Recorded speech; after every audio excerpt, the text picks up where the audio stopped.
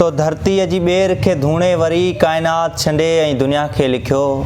तो धरती जी ॿेर खे धूणे वरी काइनात छंडे ऐं दुनिया खे लिखियो।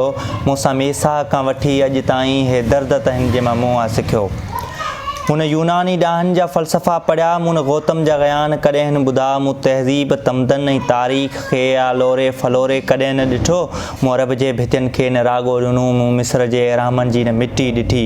मुन एटलांटा जे गमज़नि मां ख़्याल खयां। मुन कलीसा जी छितियुनि जी चिटसाली कई। मुन रूम जे पहलवाननि जूं मुंडियूं ॾिठूं। मुन सिंधूअ जे पाणीअ में चांदी ॾिठी। मुंहिंजी ज़बान ते बि ज़ंजीरूं लॻियूं। मुंहिंजी शाइरी कई त वलगर थियसि। मूं त मज़लूम थी पोइ हो दर्द लिखियो जेको मूंसां आहे अॼु बि ॿकियो। तो धरतीअ जी ॿेर खे धूणे वरी काइनात छंडे ऐं दुनिया खे लिखियो। ऐं यूसुफ जो ख़रीदार थी न सघियसि। ऐं यूसुफ जो ख़रीदार थी न सघियसि। मूं ख़िज़र जी उमिरि जी न ॼमार घुरी। न की नूह जी ॿेड़ी जो वांझी वस। ऐं किनान जे रस्तनि ते मूसा सां मिली। मूं तोसां मिलण जी त ख़्वाहिश हुई कई।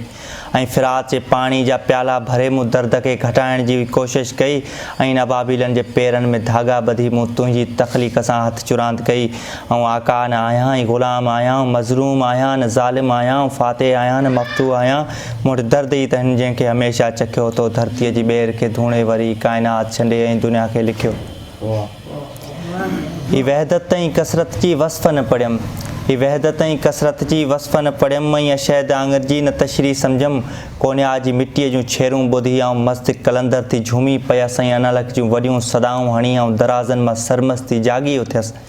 मूं भिटाई जे पिड़ तां तंबूरो खणी जंहिंसां पस जे पिरीअ खे वरजाए पढ़ियमि। जो खेड़े सो खाए जा मिसाल ॾेई मूं लुकुमदीन कुमोलियदीन जूं ॻाल्हियूं कयूं।